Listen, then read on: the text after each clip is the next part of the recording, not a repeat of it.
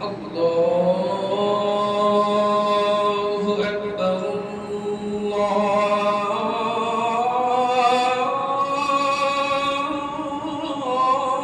الله أكبر لا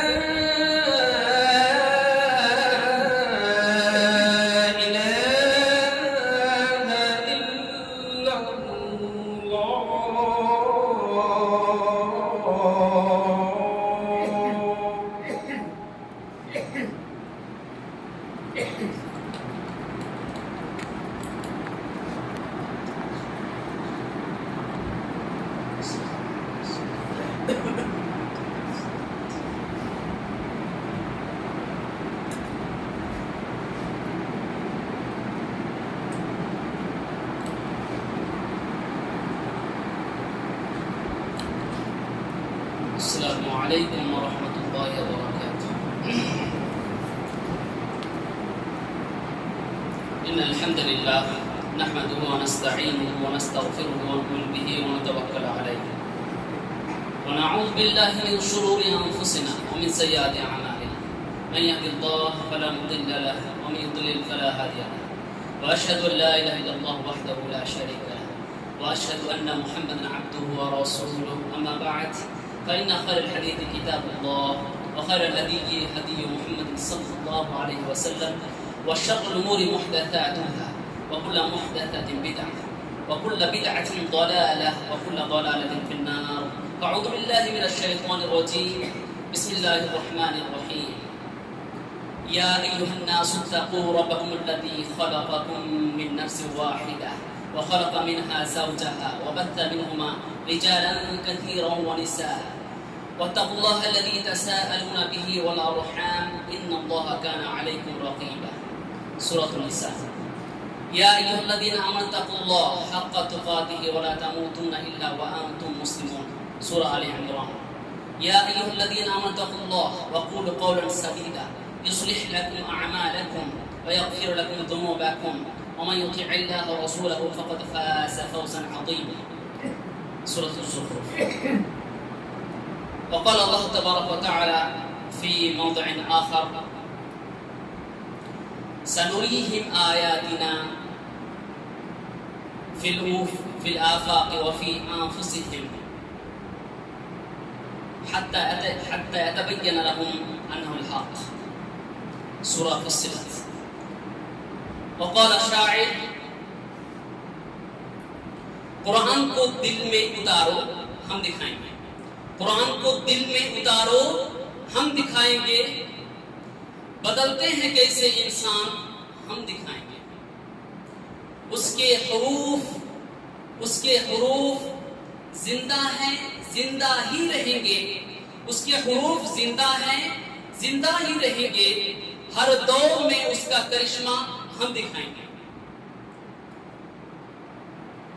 तुम अगर ढूंढते हो निशानी खुदा की, तुम अगर ढूंढते हो निशानी खुदा की, आओ कुरान में हम दिखाएंगे। तुम वक्त के फिरौन सही जुल्मतों के साथ, तुम वक्त के फिरौन सही जुल्मतों के साथ मूसा का वही मुआजिजा हम दिखाएंगे।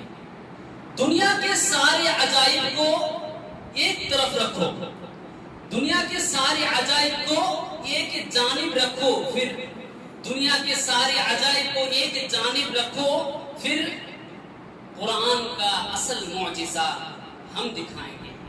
दुनिया के सारी किताबों से पहले इसे पढ़ो, दुनिया की सारी किताबों से पहले इसे पढ़ो।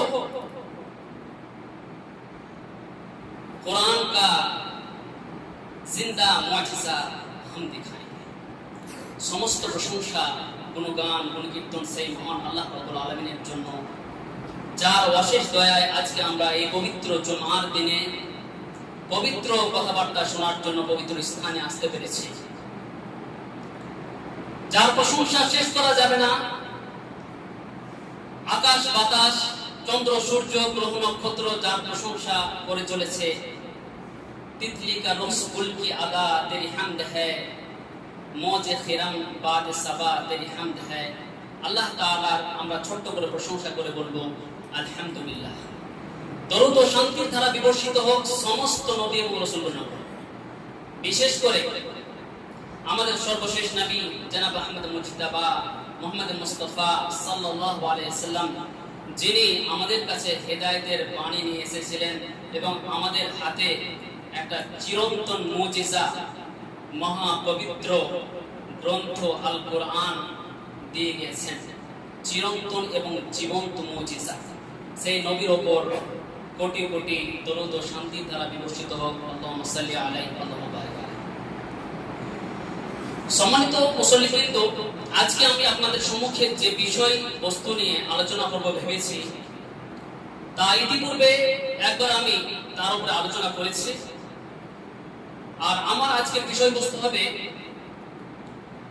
আল্লাহ তাআলার নিদর্শনাবলী এবং তা হতে শিক্ষা কোরআনের দৃষ্টিতে। আল্লাহ তাআলার নিদর্শনাবলী ও তা হতে শিক্ষা কোরআনের দৃষ্টিতে পার্ট 2।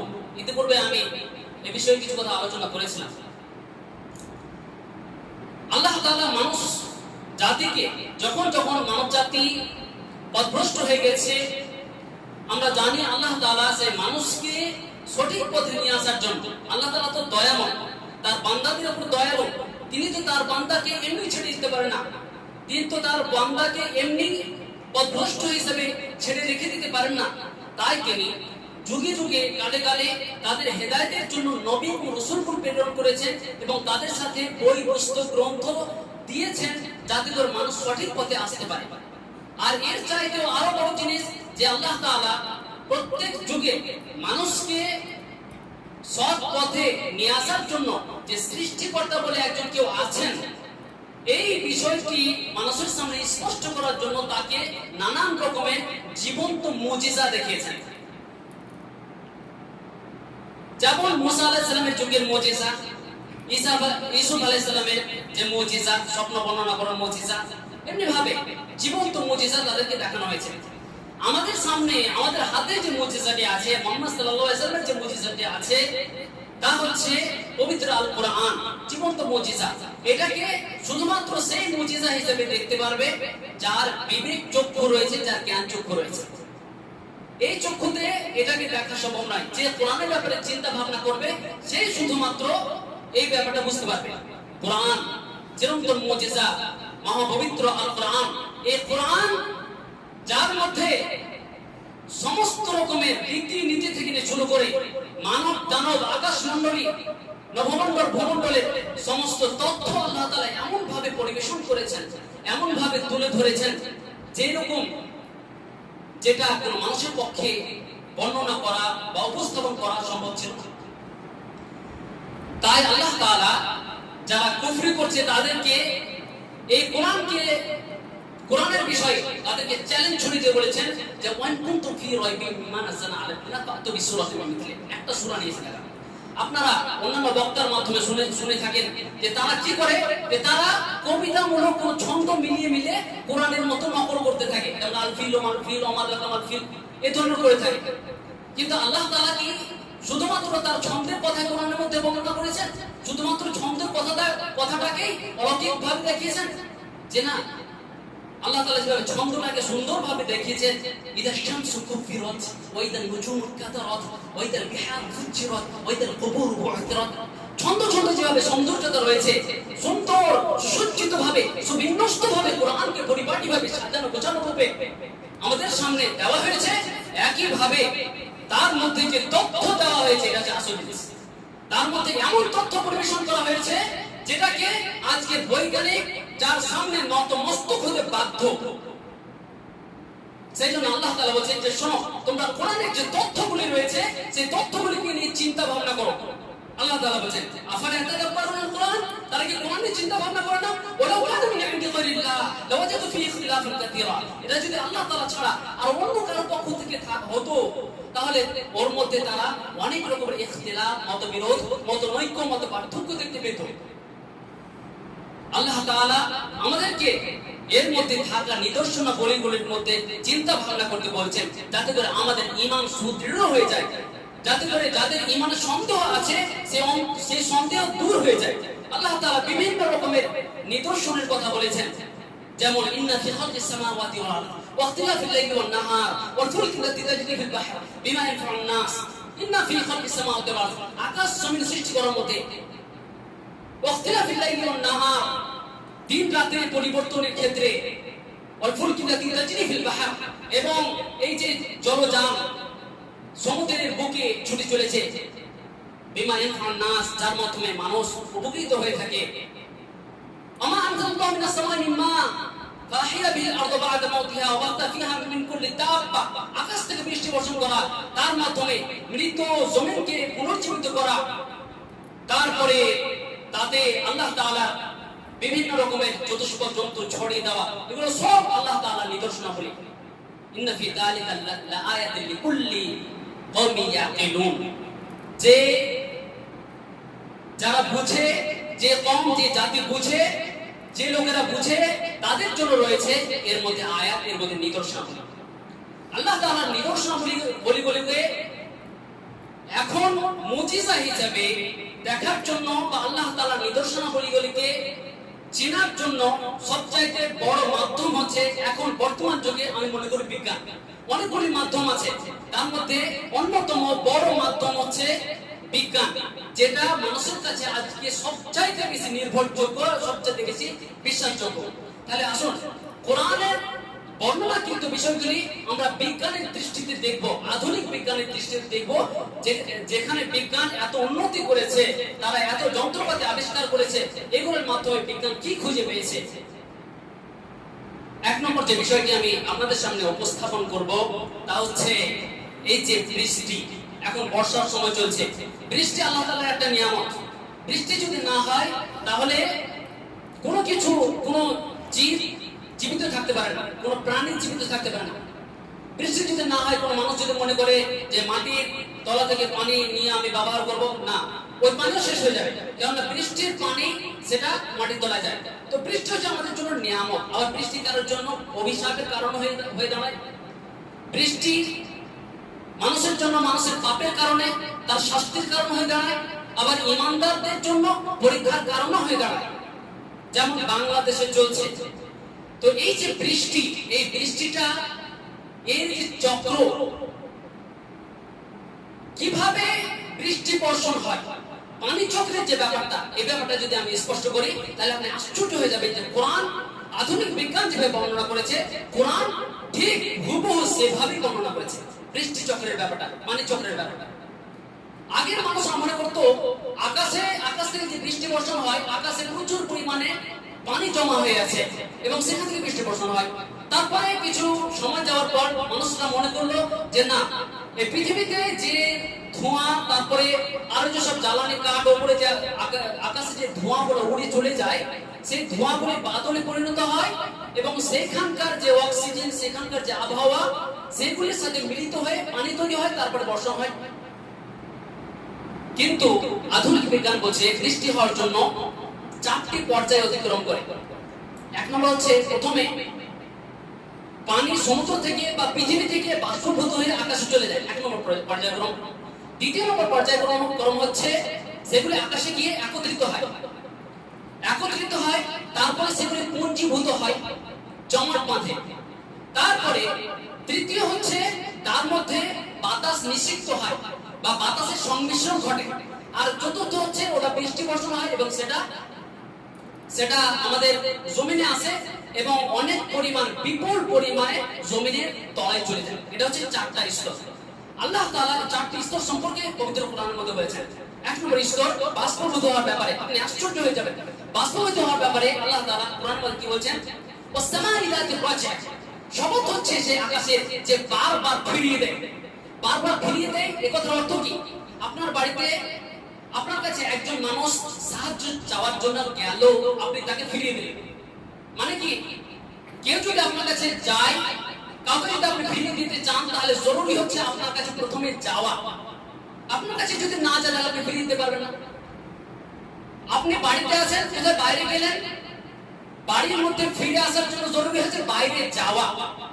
তো আকাশের কোনো জিনিস ফিরিয়ে দেওয়ার জন্য জরুরি হচ্ছে প্রথমে আকাশের উপরে কোনো জিনিস যাওয়া, তারপরে আকাশ ফিরিয়ে দেবে। ওই কথাটা আল্লাহ তাআলা কত করেছেন ও সামাই যাতির রাজ্য, শপথ হচ্ছে সেই আকাশে যে আকাশ বারবার ফিরিয়ে দেয়, যায় ফিরিয়ে দেয়, যায় ফিরিয়ে দেয়। এই হচ্ছে বাষ্পীভূত হওয়ার একটা চক্র, যেটাকে পবিত্র কোরআন সুন্দরভাবে স্পষ্ট করেছে।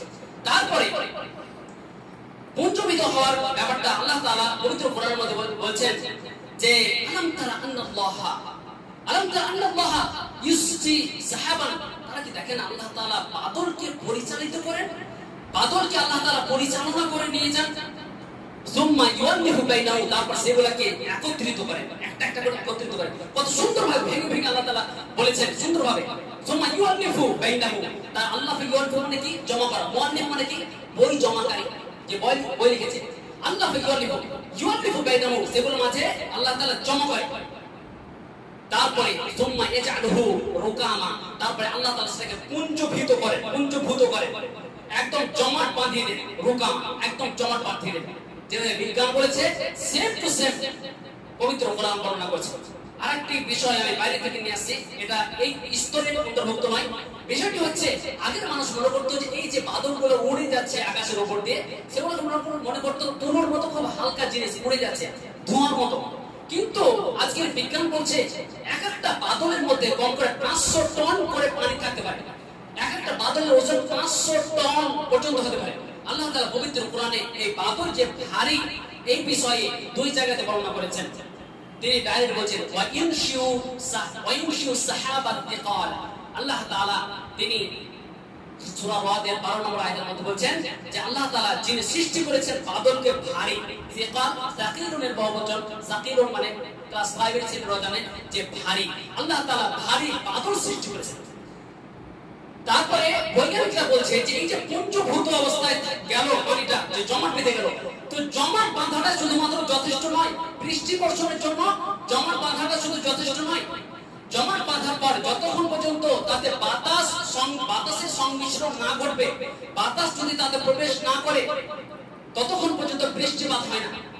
আল্লাহ তাআলা পবিত্র কোরআনের মধ্যে এই বিষয়টি এভাবে উল্লেখ করেছেন ওয়ারসালনা রিয়াহা লাওয়াকিহা। শব্দ চয়ন দেখুন কেমন ভাবে আল্লাহ তাআলা শব্দ চয়ন করেছেন। ওয়ারসালনা রিয়াহা লাওয়াকিহা, আমি বাতাসকে প্রেরণ করে থাকি সংমিশ্রণকারী হিসেবে, গর্ভ ধারণকারী হিসেবে, গর্ভ সঞ্চারকারী হিসেবে। লাওয়াকি শব্দের অনেকগুলো অর্থ পাওয়া যায়, সংমিশ্রণকারী, গর্ভ সঞ্চারকারী, নিষিক্তকারী হিসেবে। তারপরে আল্লাহ তাআলা সেই আয়াতের পরের অংশে বলেছেন ফাআনসালনা মিনাস সামাই মা, আমি বাতাসকে প্রেরণ করে থাকি গর্ভ সঞ্চারকারী হিসেবে। ফাআনসালনা মিনাস সামাই মা, তারপরে আমি আকাশ থেকে বৃষ্টি বর্ষণ করি। চিন্তা করতে পারেন কত সুন্দরভাবে আল্লাহ তাআলা ভেঙে ভেঙে বিষয়টি উল্লেখ করেছেন। তারপরে এই যে আকাশ থেকে বৃষ্টি বর্ষণ হলো, পানি মাটিতে নেমে গেল। আগের বৈজ্ঞানিকরা মনে করতো যে মাটির জমিনের মধ্যে যে পানিগুলো আমরা টিউবওয়েল বা কুয়োর মাধ্যমে, কুয়ো খনন করার মাধ্যমে নিচ থেকে যে পানি আমরা পাই নিজেদের ব্যবহারের জন্য, তারা মনে করতো তারা তিন চারটি ভুল পথের মধ্যে ছিল। একটা হচ্ছে তারা মনে করতো যে হয়তো সমুদ্রের সাথে এর কোনো আভ্যন্তরীণ কোনো ট্যানেল আছে বা কোনো যোগাযোগ আছে। 2 নম্বর হচ্ছে তারা মনে করতো যে না, প্রাকৃতিকভাবে নিচে পানি রাখা আছে, আল্লাহ তাআলা পানি রেখেছেন প্রাকৃতিকভাবে, পানি আগে থেকে আছে। আর আরেকটা মতবাদ যারা মনে করতো যে নিচে অনেক খালি স্থান রয়েছে যেগুলোতে বাতাসে পরিপূর্ণ, সেই বাতাসগুলি পানিতে রূপান্তরিত হয় এবং সেগুলি আমরা ব্যবহার করি। কিন্তু আধুনিক বিজ্ঞান বলছে যে না, আকাশ থেকে যে বৃষ্টি বর্ষণ হয় সেই বৃষ্টির পানি মাটির তলায় চলে যায় এবং মাটির তলায় যে একটা শক্ত পারাত বা স্তর রয়েছে, পানি সেই স্তরটাকে অতিক্রম করতে পারে না। যে স্তরটাকে অতিক্রম করতে পারে না সেখানে গিয়ে পানি থেমে যায়, আর ওটাই হয়ে যায় পানির লেয়ার, যেখান থেকে আমরা পানি নিয়ে থাকি। আল্লাহ তাআলা পবিত্র কোরআনে এই বিষয়টাকে সুন্দরভাবে উল্লেখ করেছেন। আল্লাহ তাআলা ওই যে আমি বললাম যে ওয়াসমাইয়াতি রাজ্য, ওই আয়াতের পরে তিনি বলেছেন ওয়াল আরদি যাতুস সাদা, এবং জমিনকে আমি করেছি সাদা, বিদীর্ণকারী হিসাবে। বিদীর্ণকারী জমিন, যে জমিন ফেটে তার ভিতরে পানি প্রবেশ করে। এটা তো একটু দূর থেকে একটু আয়াতটা আমি নিয়ে নিলাম। আরো স্পষ্ট আয়াত দেখুন, আল্লাহ তাআলা বলেন ওয়া আনসালনা মিনাস সামাই মাআন ফাসকান্নাহু ফিল আরদ, আমি আকাশ থেকে বৃষ্টি বর্ষণ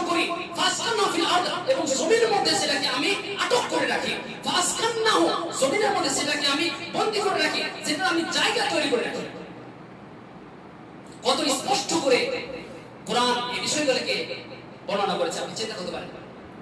তারপরে মাটির ভিতরে কথা যখন হচ্ছে, তখন মাটির ভিতর থেকে আজকাল যে লোহা উৎপাদিত হচ্ছে, লোহা, এর ব্যাপারে আল্লাহ তাআলা বলেন যে লোহা এক সময় পৃথিবীতে ছিল না, এটাকে আমি, লোহাকে আমি পৃথিবীতে নাজিল করেছি, আমি নাজিল করেছি, পৃথিবীতে লোহা ছিল না। আল্লাহ তাআলা বলেন ওয়া আনজালনাল হাদিদ, আমি লোহাকে অবতীর্ণ করেছি।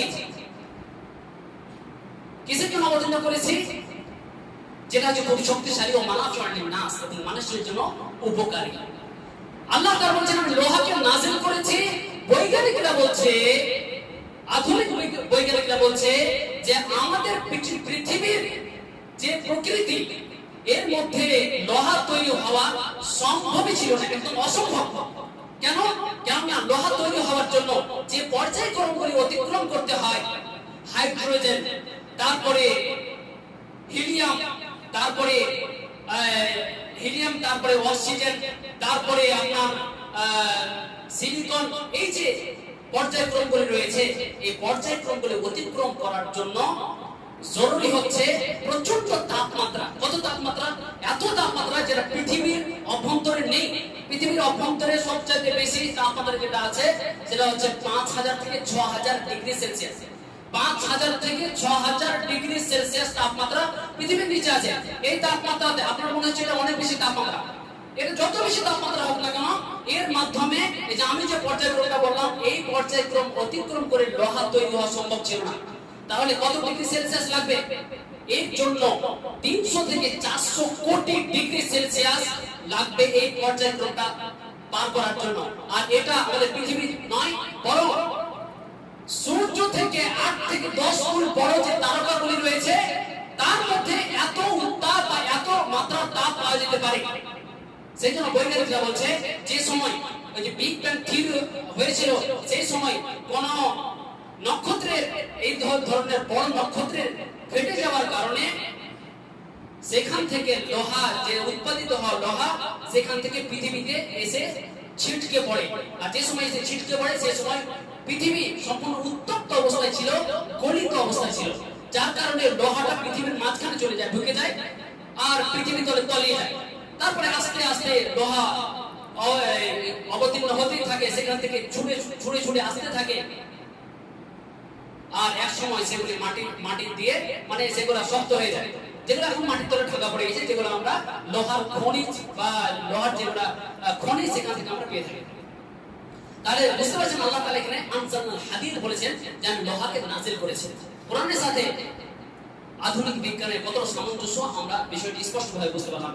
তারপরে আল্লাহ তাআলা নিদর্শনাবলীগুলি বোঝার জন্য পৃথিবীতে একটি বিরাট বড় মুজিজা রয়েছে, মিশরের কায়রো শহরে ফিরাউনের লাশ। ফিরাউনের লাশ যেটা মাটির নিচে 3000 বছর পর্যন্ত ছিল। ফিরাউনের লাশ মাটির নিচে 3000 বছর পর্যন্ত ছিল। আল্লাহ তাআলা ফিরাউনকে তার মৃত্যুর সময় বলেছিলেন যে আলিয়ামা নুনাজ্জিকা বিবাদানিকা, আমি আজকে তোমার শরীরকে সংরক্ষণ করব, যাতে করে তুমি আগামী লোকের জন্য নিদর্শন হতে পারো। ওয়াইন্না আকসারান নাসি ওয়াইন্না কাসীরাম মিনান নাসি আন আয়াতিহি গাফিলুন, অধিকাংশ মানুষ আল্লাহ তাআলার আয়াত থেকে গাফিল, আল্লাহ তাআলার নিদর্শনাবলী হতে গাফিল। তাহলে আল্লাহ তাআলা এখানে কি বলেন? আল্লাহ তাআলা ফিরাউনকে বলেছিলেন যে তোমার শরীরটাকে আমি রক্ষা করব। চিন্তা করতে পারেন, ফিরাউনের লাশ সে মারা যাওয়ার পর 3000 বছর পর এই 1881 খ্রিস্টাব্দে, এবং এটা ফিরাউনের পিতার লাশ 1881 খ্রিস্টাব্দে, আর ফিরাউনের লাশ 1898 খ্রিস্টাব্দে মিশরের ওই পড়ে থাকা মরুভূমিতে, যেখানে বালু চাপা পড়ে গিয়েছিল, সেখান থেকে উদ্ধার করা হয় এতদিন পর। মানে কোরআন নাজিলের 1300 বছর পর কোরআন যখন নাজিল হয়, আল্লাহ তাআলা যখন কোরআন নাজিল করেন, তখন এই ফিরাউনের লাশ বলে যে কিছু আছে পৃথিবীতে, আর কোথায় বা আছে এ সম্বন্ধে পৃথিবীর মানুষের কোনো ধারণা পর্যন্ত ছিল না। তাহলে কোরআন এই জিনিসটা কিভাবে নিল, এটা চিন্তা করার বিষয়। এই বিষয়টি দেখে প্রফেসর, একজন বৈজ্ঞানিক, তিনি ইসলাম ধর্ম গ্রহণ করেন এবং কোরআন, বাইবেল ও বিজ্ঞানের উপরে একটি বই লেখেন, যে বৈজ্ঞানিকটির নাম হচ্ছে মরিস বুকাইলি। মরিস বুকাইলি ইনি কোরআনের সত্যতা দেখে, কোরআনের এই আশ্চর্যজনক বিষয়টি দেখে তিনি ইসলাম ধর্ম গ্রহণ করেন। এই যে প্রাকৃতিক জিনিসগুলো বর্ণনা করছি, আল্লাহ তাআলা কোরআনের মধ্যে যে বলছেন যে অফিল আফাক ওয়া ফি আনফুসিহিম, আফাক দিগন্তের মধ্যে নিদর্শনাবলী রয়েছে, অফি আনফুসিহিম এবং তোমাদের নফসের মধ্যেও আল্লাহ তাআলা নিদর্শনাবলী রয়েছে। এই নফসের মধ্যে নিদর্শনাবলীগুলি বর্ণনা করার পূর্বে আমি আরেকটি প্রাকৃতিকগত বিষয় বর্ণনা করব। কোরআনের মধ্যে একটি শব্দ বলা হয়, শব্দ বর্ণনা করা হয়েছে যে রব্বুল মাশরিকাইন ওয়া রব্বুল মাগরিবাইন। এই বিষয়টা আমি স্পষ্ট করে দিই।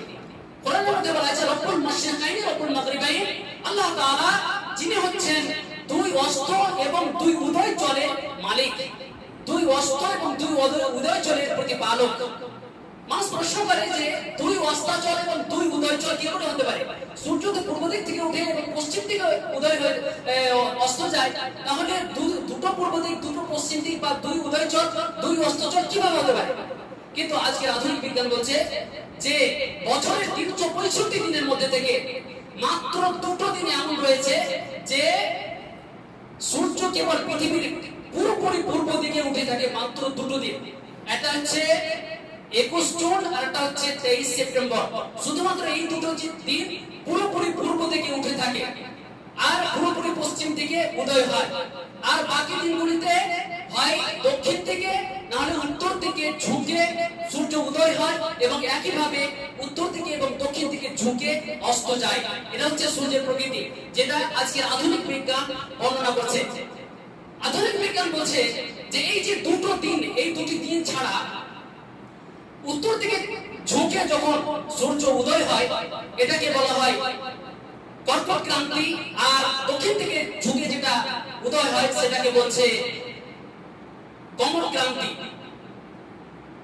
মকর ক্রান্তি। তো এই যে দুটো নাম বলা হয়েছে, বিজ্ঞান নাম পর্যন্ত দিয়ে দিয়েছে পূর্ব পশ্চিম দিকে। পূর্ব পশ্চিম দিকে যে দুই সাইড আছে, দুই সাইডে নাম পর্যন্ত আজকে বৈজ্ঞানিকরা দিয়ে দিয়েছে। তাহলে আমরা বুঝতে পারলাম যে দুই অস্তাচল এবং দুই উদয়চল বলার কি কারণ। এছাড়া আমাদের জানা উচিত বৈজ্ঞানিকরা বলছে যে প্রতিদিন সূর্য আলাদা আলাদা জায়গা থেকে উদয় হয়ে থাকে। সেইভাবে সেই অনুযায়ী আল্লাহ তাআলা পবিত্র কোরআনের মধ্যে বলেছেন যে রব্বুল মাশারিক ওয়াল মাগরিব, অনেকগুলি অস্তাচল এবং অনেকগুলি উদয়চলের মালিক, উদয়চলের প্রতিপালক। তো এখানে বহুবচন ব্যবহার করা হয়েছে, অনেকগুলো অস্তাচল আর অনেকগুলো উদয়চল, কেননা সূর্য প্রতিদিন আলাদা আলাদা জায়গা থেকে অস্তমিত হয়, উদয় হয় এবং আলাদা আলাদা জায়গা থেকে অস্তমিত হয়। এবারে আসুন আমরা আমাদের নফসের মধ্যে আল্লাহ তাআলা যে নিদর্শনাবলীগুলি রেখেছেন সেগুলো জিনিস দেখি এবং আল্লাহ তাআলার নিদর্শনাবলীগুলিকে চিন্তা ভাবনা করি, এবং কোরআন যে আল্লাহ তাআলার একটা অকাট্য মুজিজা যার মধ্যে কোনো রকম সন্দেহ নেই, এই বিষয়টি আমরা আরো স্পষ্ট করে নিই এবং আমাদের ঈমানকে দৃঢ় করে নিই। আসুন আল্লাহ তাআলা পবিত্র কোরআনের মধ্যে মানুষ জাতির শুরু থেকে নিয়ে একজন শিশুর ক্রমবিকাশ কিভাবে ঘটে থাকে সেই বিষয়টি একদম পুঙ্খানুপুঙ্খরূপে ভেঙে ভেঙে বর্ণনা করেছেন। আগের মানুষরা মনে করত, আগের যে বৈজ্ঞানিকরা তারা মনে করত একজন শিশু কিভাবে আস্তে আস্তে ক্রমবিকাশ করে থাকে তার স্তরগুলো এভাবে বর্ণনা করতো যে, যেমন অ্যারিস্টটলের মতবাদ অনুযায়ী তিনি মনে করতেন যে মহিলাদের যখন ঋতুস্রাব বন্ধ হয়ে যায়, সেই ঋতুস্রাব মহিলাদের গর্ভতে জমা থাকার পর সেটা আস্তে আস্তে জমা বাঁধতে থাকে এবং সেই ঋতু রক্ত থেকে একজন সন্তানের জন্ম হয় বা একজন শিশুর জন্ম হয়। এটা ছিল অ্যারিস্টটলের মতবাদ। 1700 খ্রিস্টাব্দের পরে দুই দল হয়ে গেল।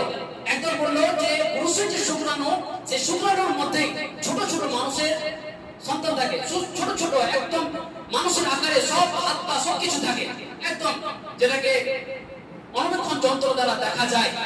তারা এমনটা দাবি করতে থাকে, কিন্তু এই মতবাদটাও ভুল।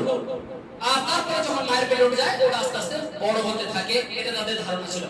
আর আরেকজন মনে করতো যে মাতৃগর্ভে যে ডিম্বাশয়, ওই ডিম্বাশয়ের মধ্যেই বাচ্চা থাকে এবং যখন শুক্রাণু তাতে প্রবেশ হয় বা শুক্রাণু যখন তাকে স্পর্শ করে, ডিম্বাণুকে যখন স্পর্শ করে, তখন সেটা তার মধ্যে প্রাণ সঞ্চারিত হয় এবং সে আস্তে আস্তে বড় হতে থাকে।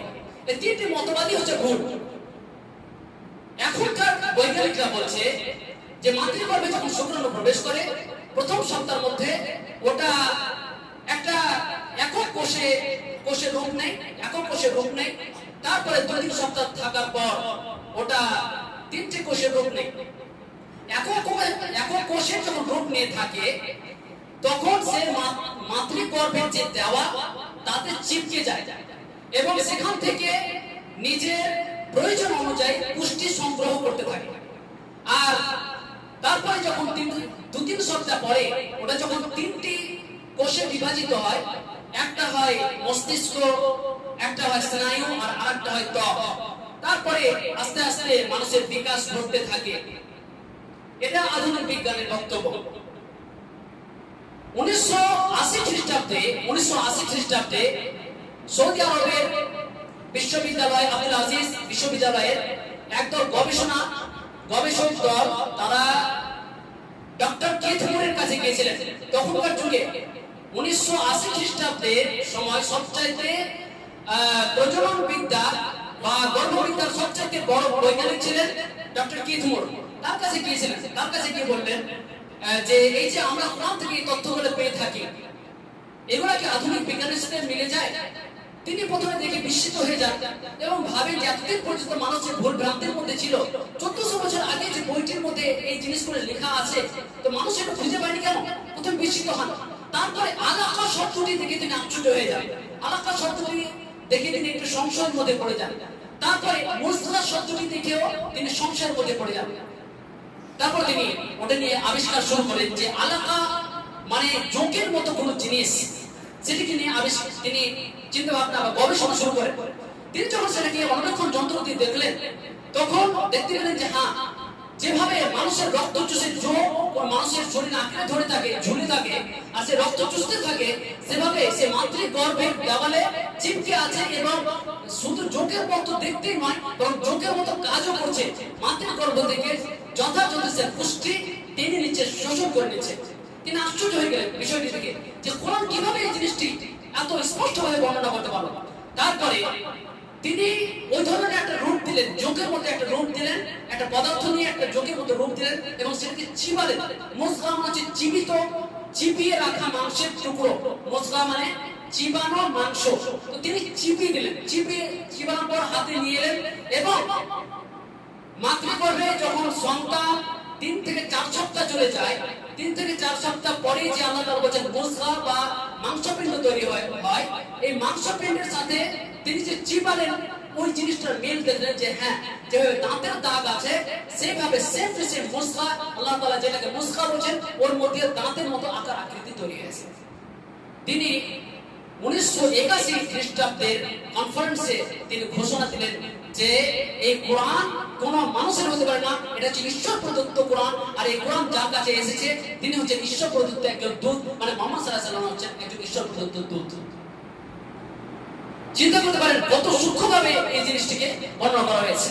আরেকটি জিনিস যে একজন শিশু সে কন্যা হবে না পুত্র হবে, কন্যা সন্তান হবে না পুত্র সন্তান হবে, এ বিষয়ে আগে আলাদা আলাদা মতবাদ ছিল, অনেক রকমের ভিন্ন মতবাদ ছিল। বেশি সময় নিয়ে আমি মতবাদগুলোকে বর্ণনা করছি না। তবে এখনকার যুগে দেখা যায় যে একজন নারী যখন 2টো কন্যা সন্তান জন্ম দেয়, 3টে কন্যা সন্তান জন্ম দেয়, 4টা 5টা, তখন সেই নারীকে বিভিন্ন ভাবে কটাক্ষ করা হয়। শ্বশুর বাড়ির পক্ষ থেকে শাশুড়ি বিভিন্ন ভাবে কটাক্ষ করে যে তুই পুত্র সন্তান জন্ম দিতে পারিস না, শুধু মহিলা সন্তান জন্ম দিস, কিংবা বারবার পুরুষ সন্তান জন্ম দিলে সে বলে থাকে বা তুই কন্যা সন্তান জন্ম দিতে পারিস না। এই ধরনের মহিলাকে কটাক্ষ করা হয়। কিন্তু আধুনিক বিজ্ঞান কি বলছে জানেন? আধুনিক বিজ্ঞান বলছে যে যদি কাউকে কটাক্ষ করতে হয় তাহলে পুরুষকে কটাক্ষ করো, কেননা সন্তান পুত্র সন্তান হবে নাকি কন্যা সন্তান হবে, এর সম্পূর্ণ দায়ভার হচ্ছে পুরুষের উপর, সম্পূর্ণ দায়ভার পুরুষের উপরে। কেননা মানুষের শরীরে, আধুনিক বিজ্ঞান বলছে মানুষের শরীরে 23 জোড়া ক্রোমোজোম থাকে, 22 জোড়া ক্রোমোজোম। মানুষের শরীরের আকার আকৃতি কেমন হবে না হবে অন্যান্য বিষয়টি বর্ণনা করে। আর এক জোড়া ক্রোমোজোম এটা শুধুমাত্র মানুষের সেক্স বা মানুষের জেন্ডার বর্ণনা করে, যে এই সন্তানটা কন্যা সন্তান হবে নাকি পুত্র সন্তান হবে। আর মহিলাদের এই ক্রোমোজোমের বিন্যাস হচ্ছে XX, মহিলাদের ক্রোমোজোমের বিন্যাস হচ্ছে XX, আর পুরুষের ক্রোমোজোমের বিন্যাস হচ্ছে XY। মানে মহিলাদের কিছু করার নাই, তার মধ্যে শুধুমাত্র মহিলা দেওয়ারই গুণ ভরা আছে। আর পুরুষদের মধ্যে 50% মহিলা দেওয়ার গুণ ভরা আছে, আর 50% পুরুষ দেওয়ার গুণ ভরা আছে। যখন একজন পুরুষ তার তার তার বীর্য থেকে যখন Y নিঃসৃত হয়, তখন পুরুষ সন্তান জন্ম দেয়, XY মিলে পুরুষ হয়, এবং যখন সেই X জন্ম দেয় তখন মহিলার X এবং পুরুষের X মিলে কন্যা সন্তান জন্ম দেয়। এই কথাটি আল্লাহ তাআলা পবিত্র কোরআনের মধ্যে স্পষ্ট করেছেন। তিনি বলেছেন যে আলাম ইয়াকুন নুতফাতাম মিন মানিয়্যিন ইউমনা,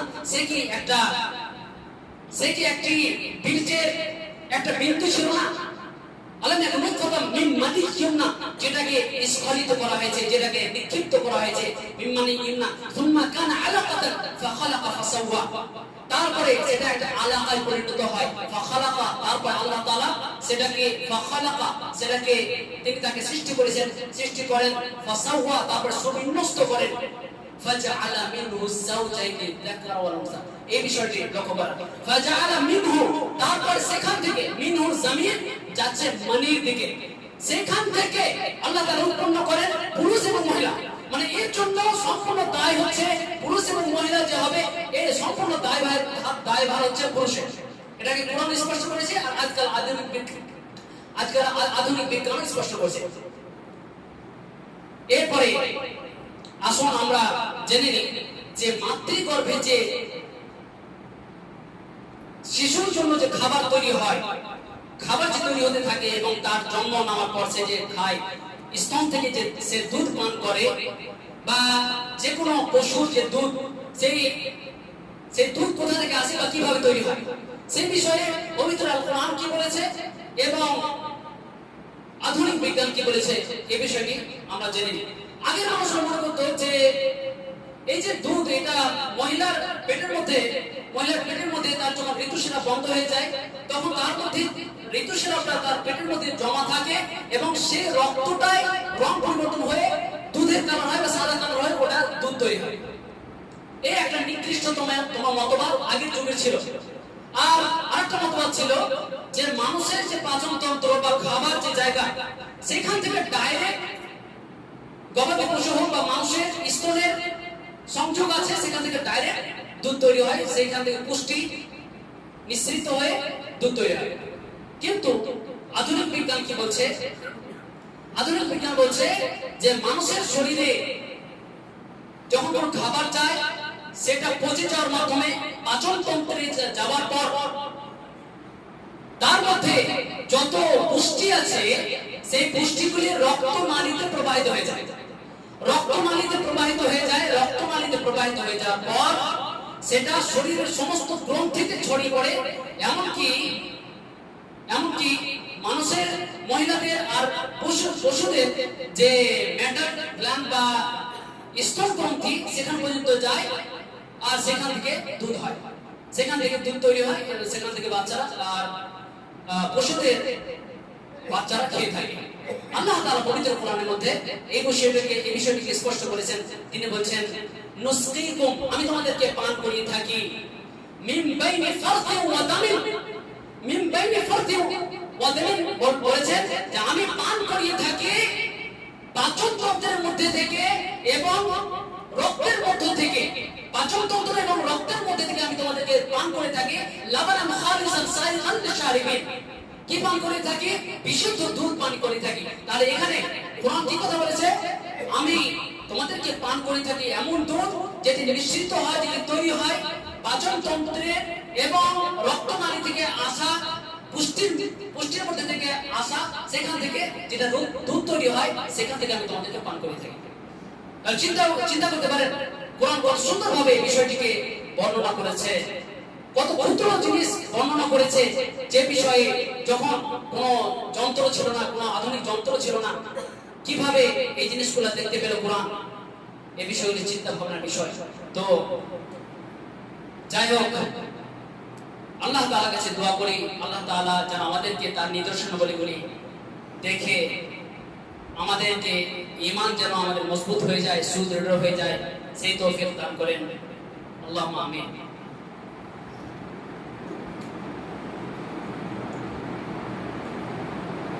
আলহামদুলিল্লাহ ওয়া সালামুন আলা ইবাদিল্লাযিনা ইসতাফা, আম্মা বা'দ।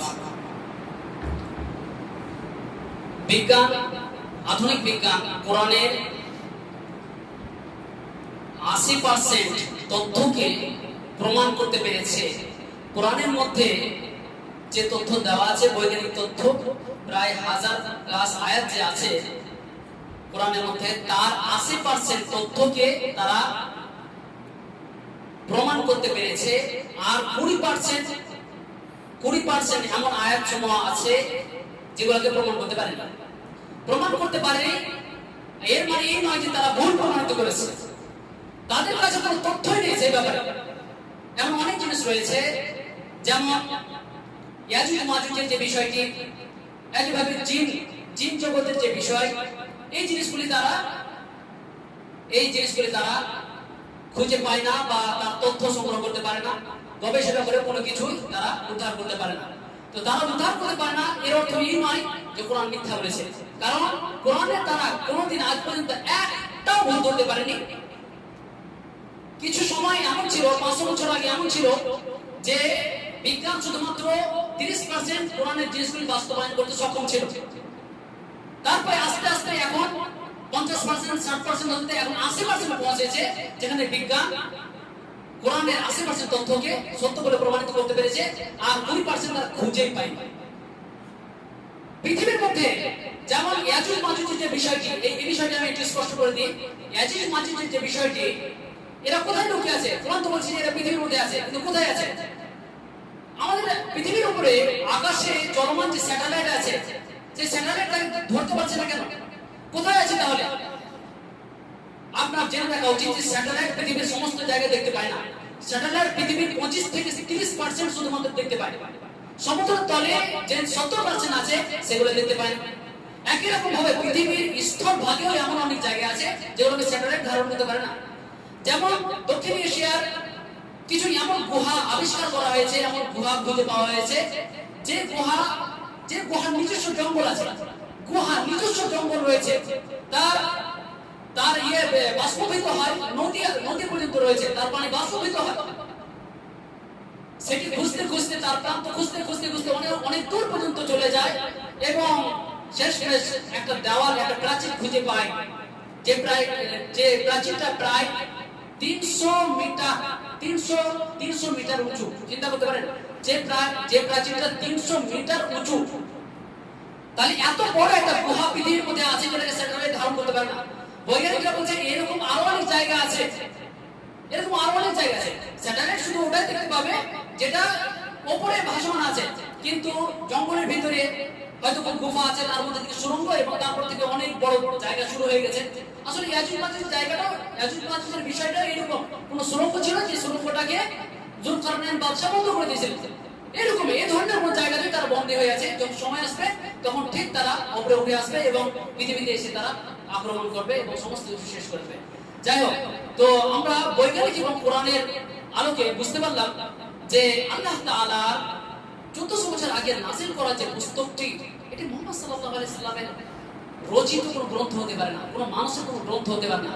আপনারা বুঝতে পারছেন যে এখনকার যুগে মানুষ সূক্ষ্ম সূক্ষ্ম জিনিসগুলোকে আবিষ্কার করছে, আর 1400 বছর আগে কোনো যন্ত্র ছাড়া কিভাবে আবিষ্কার করলো, কিভাবে দেখতে পেল, এই জিনিসগুলো ভাবনা চিন্তা করার বিষয় আছে। ফেরাউনের লাশটা থেকে ভাবনা চিন্তা করার বিষয় আছে।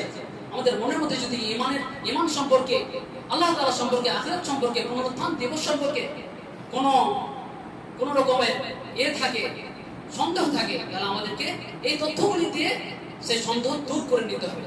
আল্লাহ তাআলা কাফেরদেরকে বলছেন যে কাফেররা বলছে যে এই